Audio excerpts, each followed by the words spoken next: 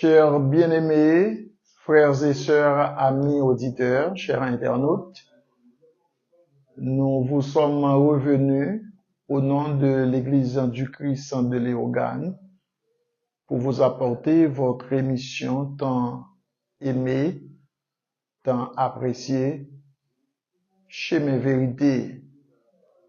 Je tiens à vous le redire que cette émission est diffusée par l'Église du Christ de Léogane via son ministre Chenet Augustin, mais conçue et préparée par les ministres de l'Église du Christ de la communauté haïtienne.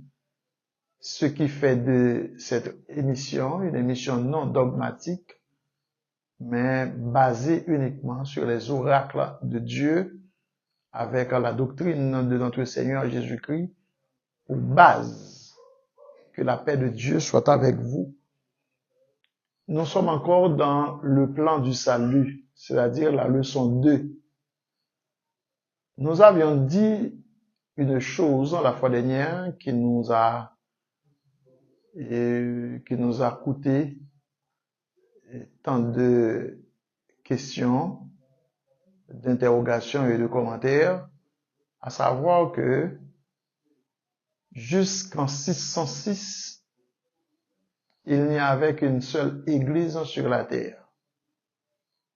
Donc, qu'est-ce que cela veut dire? Avant 606 après Jésus-Christ, il n'y avait pas encore de dénomination sur la terre. C'est-à-dire, il n'y avait pas ni catholicisme, ni protestantisme, qui sont deux mouvements issus du christianisme. Donc, c'est ce que nous voulions dire. C'est après 606 que des hommes, ont attaqué le christianisme dans sa profondeur. Ils ont tout d'abord changé le nom de l'Église. L'Église, c'est la propriété de Dieu, de Christ. C'est un corps spirituel. C'est une institution divine descendue du ciel avec la mission d'accueillir ou de regrouper les gens du monde entier sauvés par le sang de l'agneau grâce à leur baptême d'eau.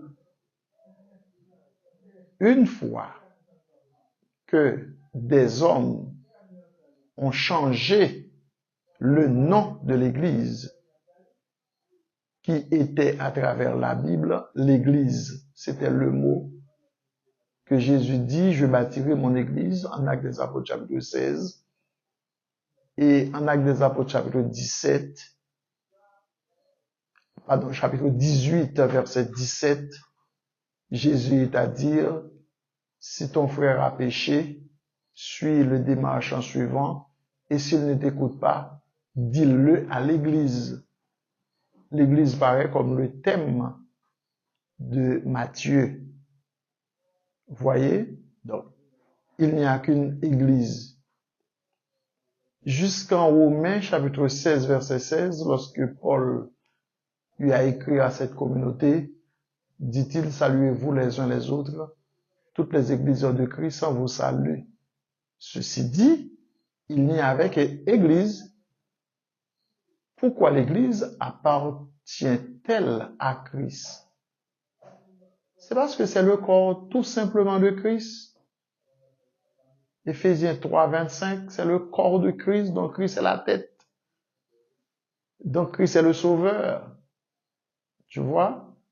Donc à cela, l'Église ne peut avoir d'autre nom que celui de son propriétaire, que le nom de Christ.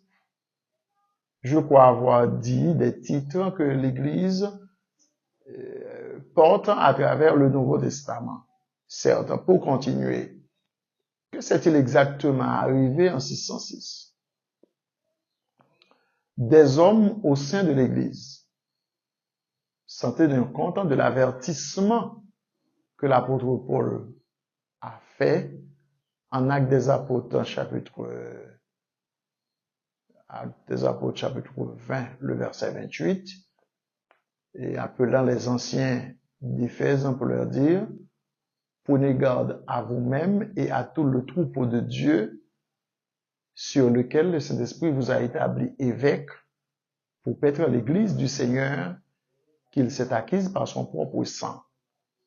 Tout simplement, je sais qu'après mon départ, il s'élèvera des hommes qui n'épargneront pas le troupeau de Dieu.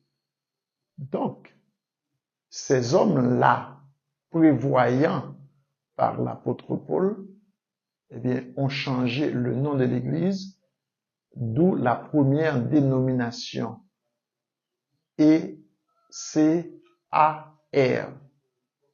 E.C.A.R.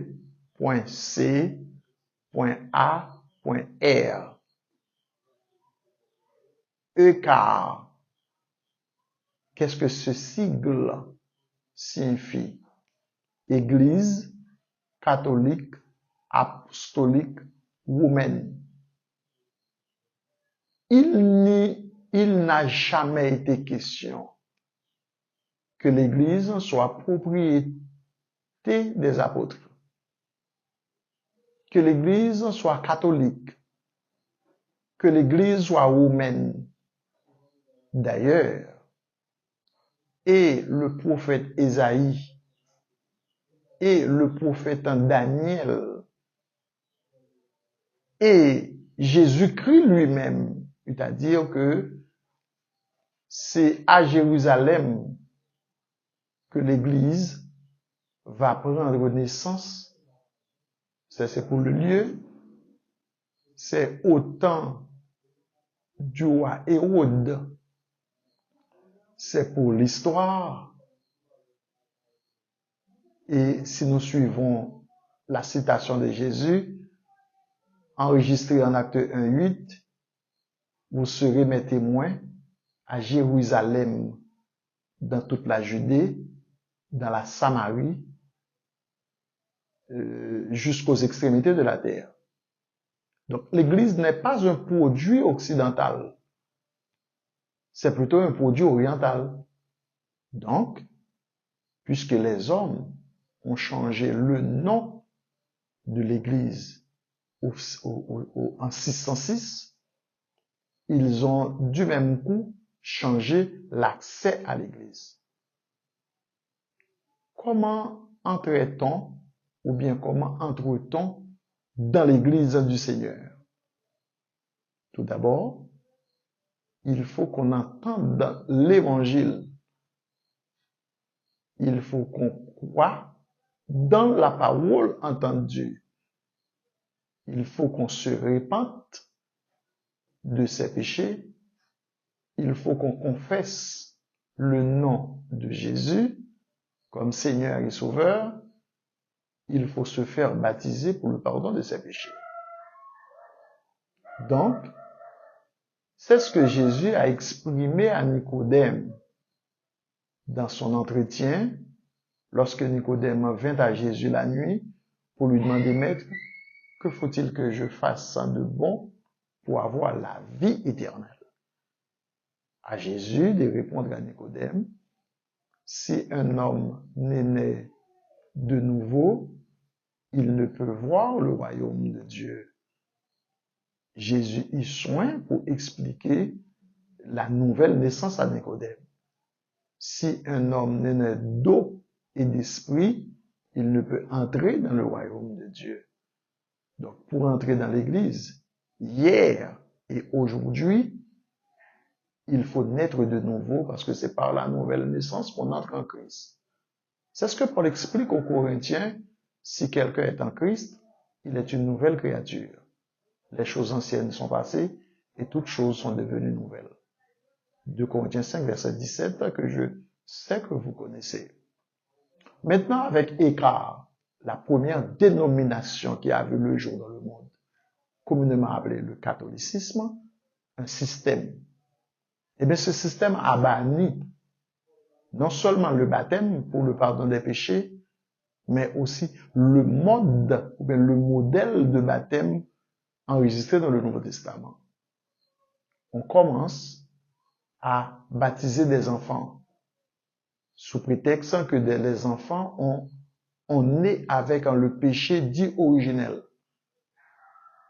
Si une personne peut me prouver cela dès aujourd'hui, faites-le sous forme de commentaire au bas de notre page.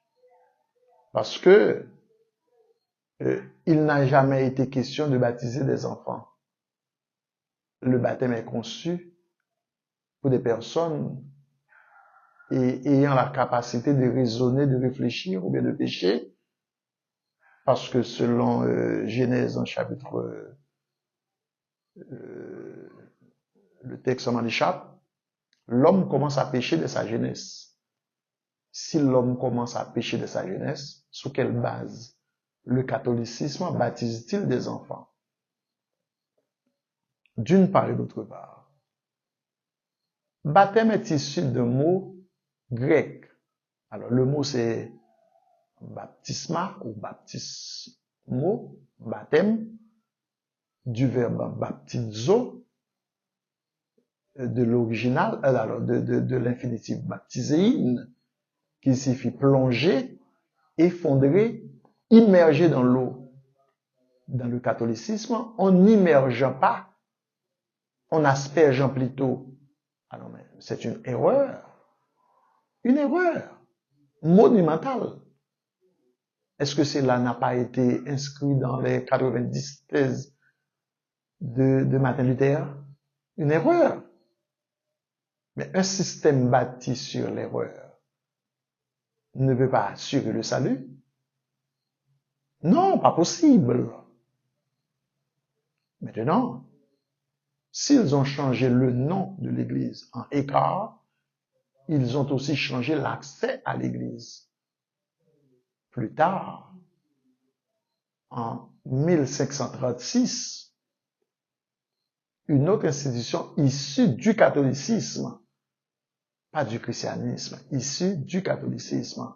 Parce que jusqu'à présent, le protestantisme est considéré comme fille à part entière du catholicisme qui est leur mère. Bien-aimé, le protestantisme a lui aussi changé le mode d'accès à l'Église.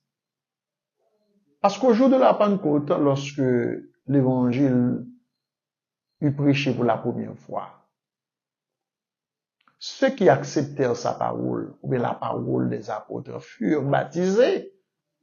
Et en ce jour-là, le nombre des disciples s'augmenta d'environ 3000 âmes. Acte 2:40.